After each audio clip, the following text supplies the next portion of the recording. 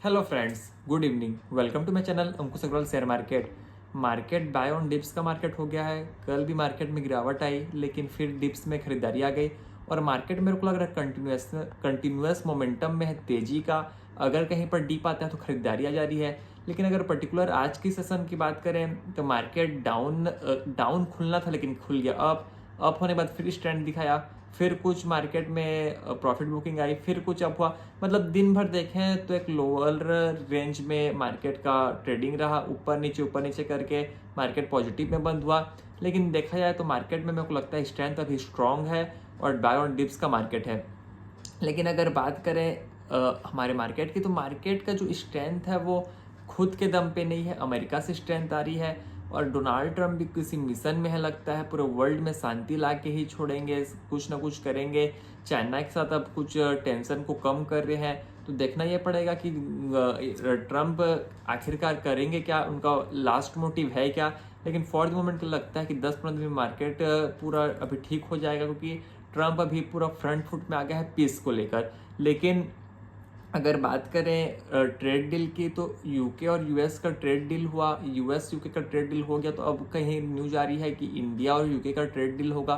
तो मेरे को लगता है इंडिया के लिए डिस्ट्रक्टिव न्यूज हो सकता है, क्योंकि इंडिया जैसी जो इमर्जिंग कंट्री है वो बाकी कंट्री के ऊपर हाई टैरिफ लगा रखा है, और अगर वो टैरिफ को कम करता है तो इंडिया को प्रॉब्लम आ सकती है।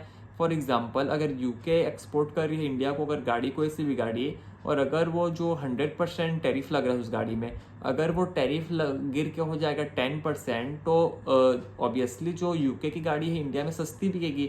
और सस्ती बिकेगी तो जो एग्जिस्टिंग लोकल प्लेयर है इंडिया में, लाइक मारुति, टाटा मोटर्स और जो भी है Mahindra and Mahindra, will fill the hit. मेरे को लगता है जो भी डेवलप्ड नेशन है जैसे अमेरिका है कि यूके है, इन लोगों को ट्रेड डील से फ़ायदा होगा।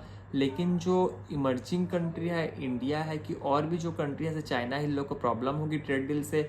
लेकिन देखते हैं क्या होता है। मेरे को नहीं लगता कि अमेरिका का बात आज फॉर द डेट में कोई काट सकता है, क्योंकि अगर इंडिया और पाकिस्तान का भी जो टेंशन चल रहा था, अमेरिका का फ्रंट फुट में आके वार को रुकवाया। और अगर अभी भी ऐसे न्यूज चैनल में चल रहा है, कहीं ना कहीं लोग उकसा रहे हैं न्यूज चैनल वाले कि लड़ो भिड़ो, और लोग दिखाते हैं कि यहाँ पर लोग सीज फायर का वायलेशन किए। लेकिन मेरे को लगता है कुछ इसको मार्केट से लेना देना नहीं है, क्योंकि सब जान रहे हैं मार्केट वाले कि अमेरिका अगर सामने आ गया, और अगर अमेरिका मना कर देगा पाकिस्तान को कि इंडिया को कि भाई तुमको लड़ाई झगड़ा नहीं करना है, तो लोग नहीं करेंगे। क्योंकि अमेरिका इतना पावरफुल नेशन है, वो बोलेगा यहाँ टैरिफ लगा देंगे, वो कर देंगे, ये कर देंगे, तो लोग कोई रिस्क लेंगे ही नहीं लड़ाई झगड़ा का। लेकिन कहीं ना कहीं तो न्यूज़ वाले को कुछ ना कुछ अपडेट देना ही है, तो वो कहीं ना कहीं लड़ाएंगे भिड़ाएंगे, लेकिन मार्केट को पर्टिकुलरली कुछ नहीं होगा।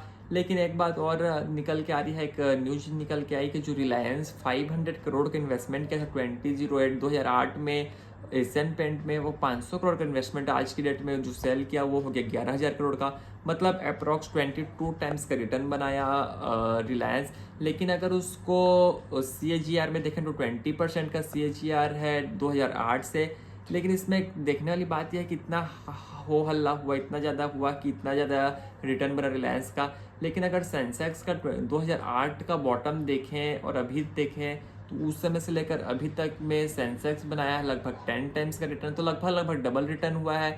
लेकिन इस बीच देखेंगे तो एशियन पेंट का जो रिटर्न हुआ है, एशियन पेंट 11 टाइम्स हुआ है, तो एशियन पेंट का जो रिटर्न हुआ है वो 9 टाइम्स हुआ है उसके EPS ग्रोथ से। और जो पी उस समय था 28 टाइम्स का पी था, अभी हो गया 56 टाइम्स का, मतलब 2 टाइम्स हुआ है उन लोग का जो पैसा हुआ है, जो स्टॉक का प्राइस हुआ है वो हुआ है पी एक्सपेंशन से।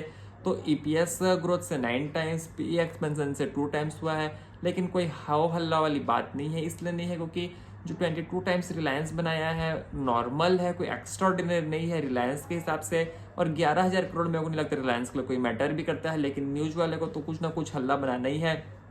लेकिन एक चीज़ और देखने वाली बात यह है कि एशियन पेंट से एग्जिट रिलायंस किया क्यों, क्योंकि मेरे को लगता है बिरला वाले आ गए हैं सामने, और बिरला वापस जिस हिसाब से एक्सपेंड कर रहा है और जिस हिसाब से मार्केटिंग कर रहा है, मेरे को लग रहा है कि धीरे धीरे करके एशियन पेंट को ओवरटेक कर जाएगा बिरला वापस। क्योंकि जो क्वालिटी देगा, जो सर्विस देगा, और जो कैपेक्स कर रहा है बिरला वाले, उन लोग एशियन पेंट कहीं ना कहीं पीछे रह जाएंगे। क्योंकि जो भी बिजनेस है इंडिया में आज के डेट में, अगर बिरला करता है, अडानी करता है, अंबानी करता है, टाटा है, उसको कोई भी पीछे नहीं कर सकता, क्योंकि लोग कैपेक्स इतना करते हैं और शुरू के साल में लोग लॉस भी बेयर कर सकते हैं, क्योंकि लोग पहले मार्केट को जमाना चाहते हैं। 5-7 साल इन लोग ऐसा मार्केट को स्ट्रॉन्ग कर लेते हैं, उसके बाद फिर लोग प्रॉफिट बनाते हैं, जब तक जो एग्जिस्टिंग प्लेयर है वो शांत पड़ जाता है। लेकिन देखते हैं क्या होता है।